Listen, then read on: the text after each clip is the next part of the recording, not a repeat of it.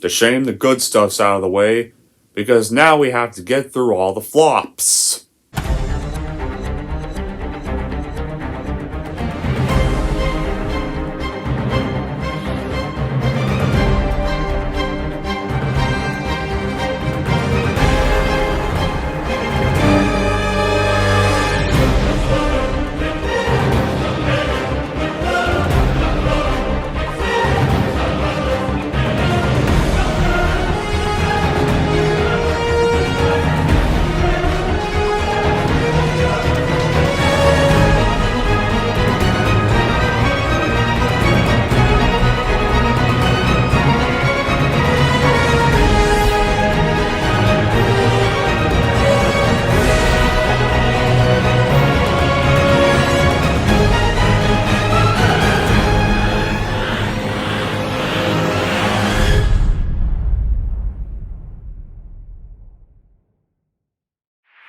Hey everyone, it's Don G. Corleone here, and I'm here with the brand new Top 11.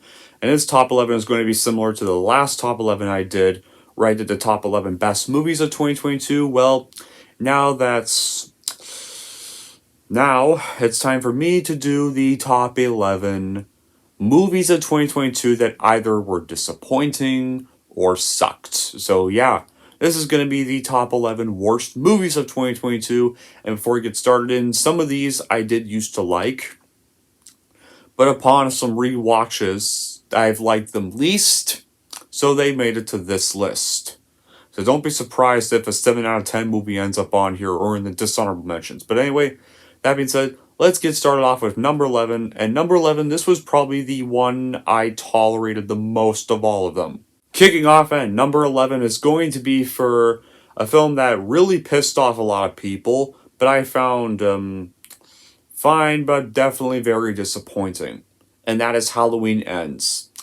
Halloween Ends does not even feel like the true Halloween movies we grew up with from the original 1978 film. This just looks like a new reboot with added elements in the film. They go on to introducing a brand new character that has nothing to do with the franchise. They build up a story for him where the new character, Corey, is an accidental murderer in the start of the film, slowly pretty much ripping off Spider-Man No Way Home's plot, slowly realizing what he is truly capable of when Michael Myers lets him go without a death. Then he has been corrupted with evil inside him ever since that moment he has escaped. They even build him up with a relationship with Alison Strode in which the movie felt like a horror romance. The true Michael Myers would only show up in some scenes in the middle of the movie with Corey as a murdering duo to the end. Also, Laurie does very little at all in this movie, and Alison is even more annoying as fuck than she was in these other two installments in this trilogy. On the bright side of things, though, we do get some kind of sense of finality in this film with the final scene and battle, but all in all, this was sadly not a good way to end the trilogy. Kicking off at number 10 is going to be for another horror film, and this one got such overrated reactions, and some viewed it as original, but it was pretty much a ripoff of several other horror films, and that's going to be Smile. I think this film gets a little more credit than it deserves. There's a sense in which the threat in it is a metaphor for PSD, but it's literally a straightforward It Follows in the Ring ripoff going on, and these two elements directly clash. The film spends a lot of time on things that ultimately have no impact to the plot, so it goes into the climax having not really mapped out the nature of the threat. It's unclear what it is or what would defeat it. Elements of both ideas crash to each other, resulting in a fairly incoherent conclusion that seems to suggest that childhood trauma is a completely insurmountable. The plot of Smile and the way the characters unravel it is almost identical to The Ring. No new ground is broken, which was expected, but I wanted a little more originality here than a copy-paste story of The Ring, with a good amount of It Follows copied as well. Yet it's so far less than both these movies. And the fucking downer ending destroys any rewatch value this may have had by going the cheap, haha, we got you, we're gonna be scary again route. No, that did not fool me in the slightest. I really thought the filmmakers had something to say for a moment. Guess not. What's next? Are we going to have a sequel called Frown? Probably. Kicking off at number 9 is going to be for the newest film that has come out this week, and that is obviously Avatar, The Way of Piss. Guys, come on. I've never been a big fan of the first one. Period. However, the finally out 13-year late sequel was nowhere better in the slightest. This film's story is basically the same one as the first movie. How it is so is beyond me, as the first one was also blamed for poor script. Basic storyline is that the bad sky people are a threat, and Navi cry for their animals' nature, and Ewan in the end fight the bad sky people. In between, the film was basically about some Navi kids swimming in sea-filled piss, chilling with the whales. The movie lasts over 3 hours. I wouldn't mind seeing a 3 hour long movie, don't get me wrong, but for that movie has to have a good script and a reason to be 3 hours. The script is just poor. The movie is filled with long, beautifully shot scenes of Navi kids exploring Pandora's sea life. You don't care for any of the characters, and Jake Sully's still an unlikable prick, feels like a side character. And James Cameron has wanted to make a film that is a technical marvel, and it's never going to happen with this movie. So honestly, dude, you need to stop trying in every single way. Now, kicking off at number 8 is going to be for a film I wanted to have hope for, but sadly, it turned out all these ranters who weren't excited were right about it, and that is Clerks 3. Ugh, man, I tried to have some hope for this, but this proves that Kevin Smith just needs to never direct films again.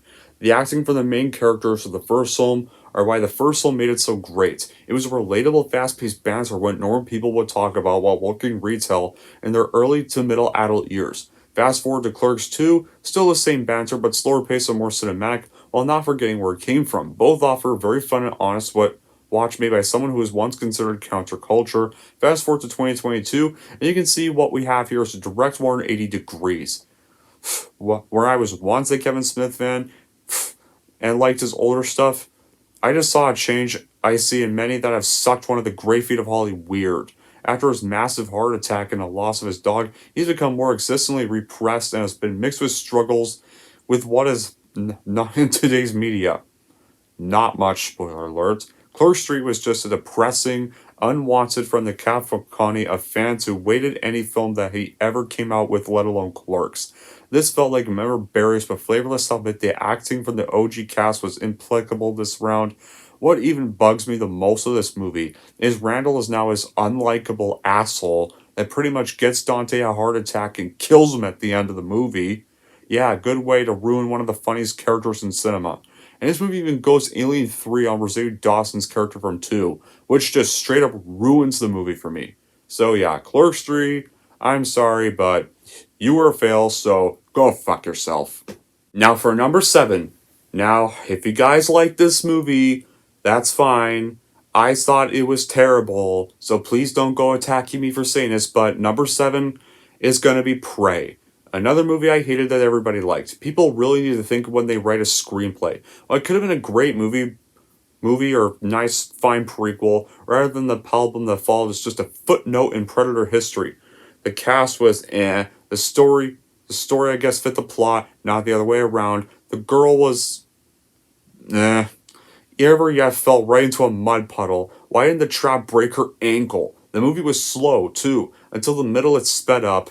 Like, if I never watch this again, and unlike 1, 2, and Predators, which I will watch and stop there, the unbelievable part was a 7-foot tall Predator going toe to toe with a 5-foot tall woman, and somehow the woman easily wins in the fight with the Predator's ass. Ugh! Stop with the stupid empowerment already. In the first 2/3 of the movie, he's an unbeatable monster. Then he continuously gets dumber and weaker as the movie progresses. There are some really cool action scenes which showcase the Predator's arsenal, and it's an exciting buzz and a long drawn-out movie. There is so much more space to explore the Predator and its culture through this prequel. Instead, it ends up being like the other Predator movies, just set more historically in time which serves nothing to progress the franchise. And it's exactly why Predator should just stay its own film. 2 and Predators were fine, but Predator 1987 should have just stayed one movie, that was it. Now kicking off at number 6 is going to be for the very first movie that came out this year, and I had literally forgotten about this movie's existence, but this film is going to be the 355. Yeah, the first movie of 2022 from the director of Dark Phoenix. With such a ridiculous MacGuffin, you would be forgiven to thinking that you were in for a fun action romp. You're wrong. So it's a ground spy thriller? No, it's really nothing. Lacking the spectacle or polish you would expect from this sort of international crime caper, as John Kessler hung out to dry on a half-baked script. Hey, let's put 5 name actresses in a movie, blow shit up, it's gotta be good. Oh yeah, add hip-hop music. No. They forgot you actually have to do some acting. Like, Never been too big of a fan of Penelope Cruz to begin with, so that's one down. Chastain, she's has some good performances and some bad performances. Delivers cheesy line after cheesy line in this film. Never a fan and she's meh. Kruger is always dry and boring. Nyong'o tries to deliver the serious line, but her talent is wasted as the token black actress in this one. Charlie's Angels blowing stuff up. This is pretty much just another shitty dump January film, and that's all it will be remembered as, and it deserves to be remembered as. Period. The end. Now kicking off at number 5 is heartbreakingly gonna be for a Pixar movie. Oh man. And that film is going to be Turning Red! More like turning off! What happened to you, Pixar? You go from many great masterpieces to fucking this? Why would you do such a thing? First, Mai's mom in this show is completely and unrealistically obnoxious. It seems the show is trying to get us on the bad side of the parents. But she's so fake and unbelievable that it's impossible to have any emotions towards her. Stalking her at school, waving period pads in front of her class, and beating up a security guard. And we learn that her mom has a lot of these unrealistically portrayed emotional issues because of the relationship with their mom. And after Mai learns about the other realm and they have a big kumbaya together, still nothing was resolved between the family. None of the other ladies changed at all or learned that it was okay to keep the panda. Nobody really understood Mai's choice. Like, there were a lot of reasonable ways to go with this film, and it went nowhere. Very frustrating. And also, this movie, Mai, is by far probably the worst, annoying Pixar lead character yet. Her and her friends' plan is to basically con and steal their classmates' lunch money to go to a concert with a shitty band by using Mai's panda form to steal from them. It felt to me, though, they maybe could have explored the father's relationship with both the wife and daughter a bit more, and how it's affected them as a family, especially because it's part of the reason for the mother's problems with their own mother and inner panda. Instead, his character was sadly left unfulfilled, and he was the only likable character in this whole movie. And what a real film surprising, and what this film came from the same minds that brought us the excellent short Bayo, which had very similar themes, managed to cram infinitely more heart and meaning into its short 8-minute runtime. And this movie ends. The final battle features a fucking twerk joke! And Pixar of all studios has to do fucking twerk jokes. So yeah, Turning Red just should have been 2 hours of a movie that you just want to shut the fuck off. Kicking off at number 4 is going to be for Disney's most recent live-action cash grab, and that's Robert Zemeckis' Pinocchio remake. Robert Zemeckis is a filmmaker responsible for some of the most colorful, ambitious, and uniquely fanciful films of all time. While his Pinocchio remake is certainly not entirely without its effective moments of visual splendor, it pains me to say that he has continued the trend of live-action Disney remakes that somehow managed to take everything about the original and make it worse. This is just a pure spit in the face to one of Disney's most iconic animated films of all time.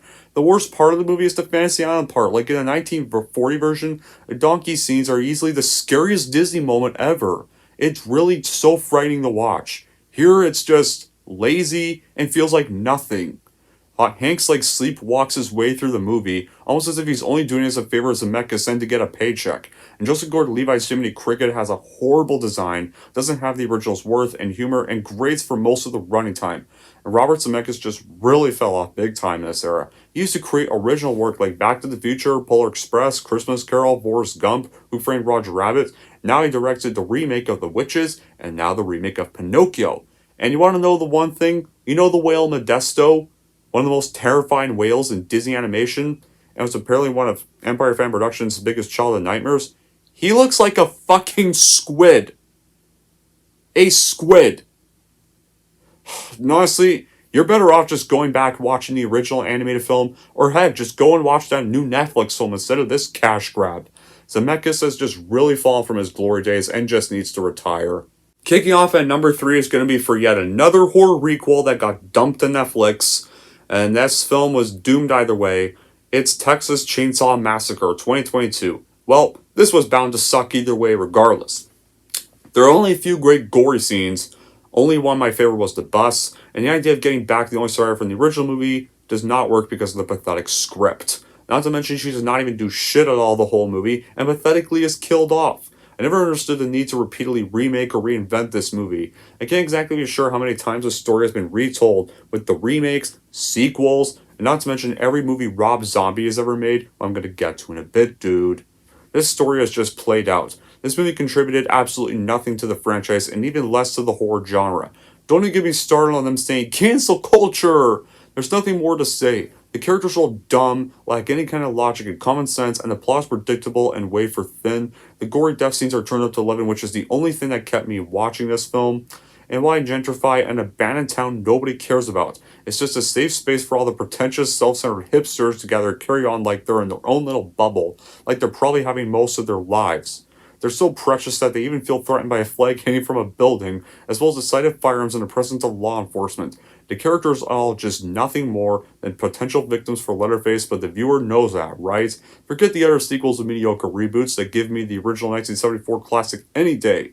At least that movie scares you out of your seat to this day, and Leatherface had the fear factor about him. The 2022 requel was certainly nothing new, just another indifferent entry in a series trying to cash in on Halloween 2018's success. And kicking off at number 2 is going to be for none other than...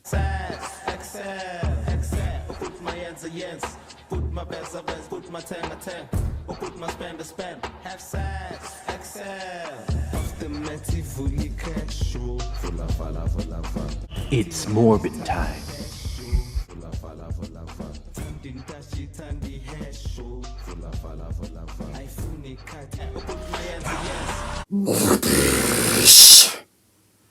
Morbius, the perfect example of a movie that clearly wanted to be a majority tryhard of other movies. This movie is literally a wannabe of the Hulk, Venom, Batman, and many others done already before in the past and done better than this. There's no purpose, no story, originality, way too predictable, no sympathy or feelings for any of the characters, bad cinematography, fly humor, terrible writing, and dialogue that just doesn't make any sense whatsoever.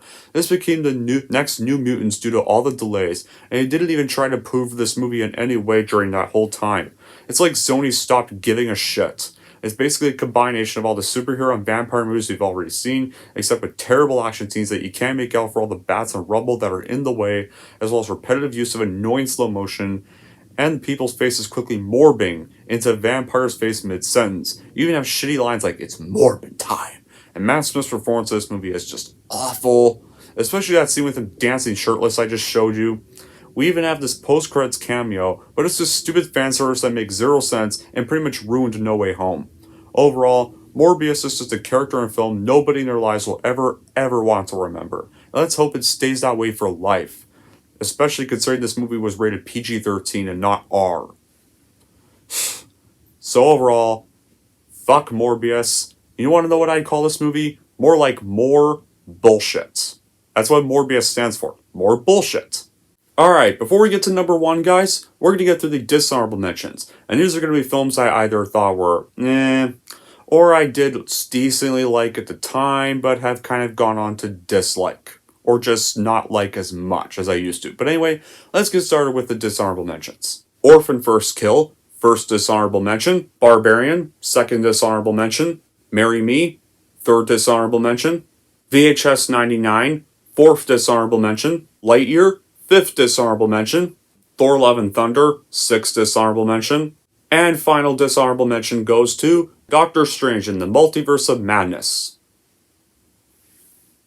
And with that, the number 1 worst movie of 2022 is Rob Zombie's The Monsters!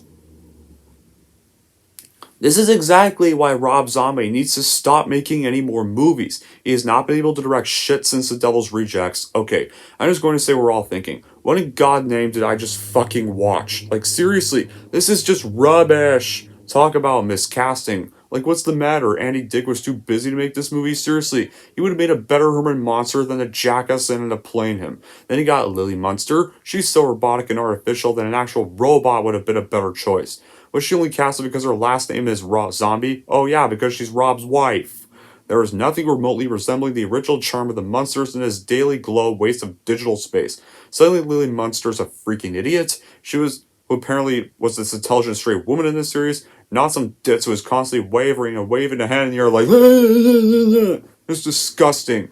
There was nothing to enjoy about this film. From the moment it starts, every joke falls flat, and I don't mean not funny. I mean you question how such a famous director would ever allow it in the first place. The story makes no sense, jumping from scenario to scenario. I may be at a disadvantage for never watching this series, but it's the director's job to make a product released nearly 60 years after the original relatable to new audiences. He did not do any of that. All in all, Rob Zombie's The Munsters is by far the worst movie of 2022, and the reason I never want to see Rob direct any more movies and just go back to music for the rest of his life.